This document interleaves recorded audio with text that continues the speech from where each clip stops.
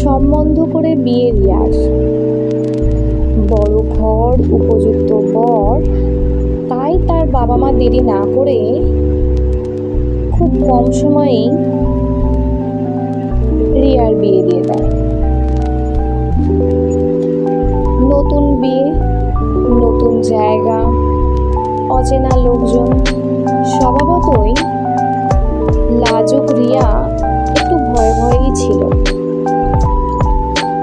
বৌভাতের পরের দিন সকালে রিয়ার একমাত্র বিবাহিত ননদ সোমালি তাকে নিয়ে তার শাশুড়ির কাছে গেল।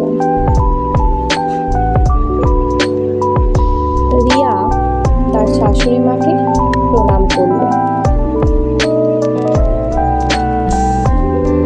শাশুড়ি রিয়াকে উদ্দেশ্য করে বললেন, শোনো বৌমা, বউ আর মেয়ে কখনো এক হয় না, আর তুমিও নিশ্চয়ই সেটা জানো। একথা শুনেই রিয়া তো অবাক। শাশুড়ি মা আরো অনেক কথা বলে চলছিলেন, আর কোনো কথাই যেন রিয়ার কানে গেল না। রিয়া মনে মনে ভাবতে লাগলো, এমনও কি হয়? বিয়ের আগে শুনে থাকা সমস্ত গল্প যেন আজ তার সত্যি বলে মনে হলো। ধীরে ধীরে বাড়ির কুটুমরা চলে যায়। রিয়ার শাশুড়ি রিয়াকে কোনোদিন কোনো কাজেই বাধা দেয়নি,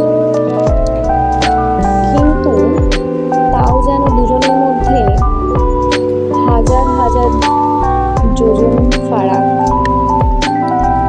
কারণ রিয়ার মনের মধ্যে ঘুরতে থাকে সেই বৌভাতের পরের দিন বলে থাকা কথাগুলো। এইভাবেই দিন কাটছিল,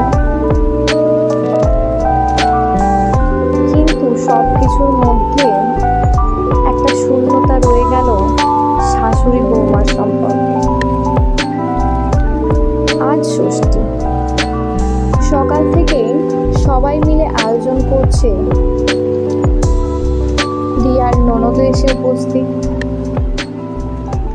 রিয়াও আজ বিয়ের পর প্রথমবার ষষ্ঠীতে যাবে,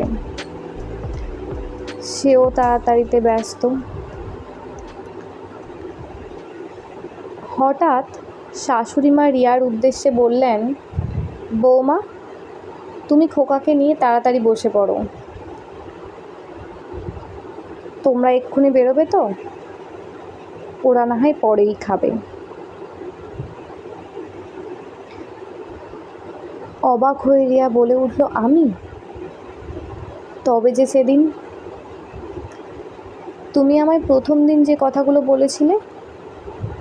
শাশুড়ি মা বলল, তুমি বোধহয় আমার কথা বুঝতে পারোনি। আমি বলতে চেয়েছিলাম সুন্দর একটা সম্পর্ক যেন হয় আমাদের মধ্যে, মা মেয়ে নয়, শাশুড়ি বৌমার। আমরা শাশুড়ি বৌমা হয়েই না হয় ভালো থাকবো। আজ মন থেকে রিয়া আশীর্বাদ নিল। তার শাশুড়ি মার প্রতি মনটা ভরে গেল অসীম শ্রদ্ধায়। আবারও মনে মনে ভাবতে লাগলো, এমনও